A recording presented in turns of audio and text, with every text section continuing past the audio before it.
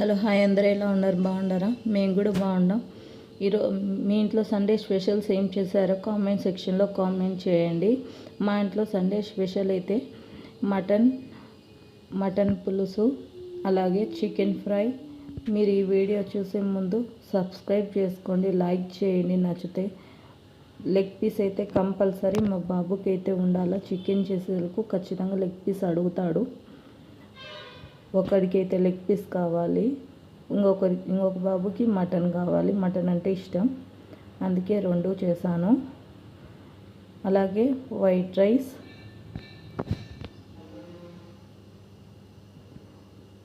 Colour rice, పెరుగు, చల్లగా పెరుగు వైట్ రైస్లోకి. ప్లేట్ అయితే ఈ విధంగా ఉంది చూడండి.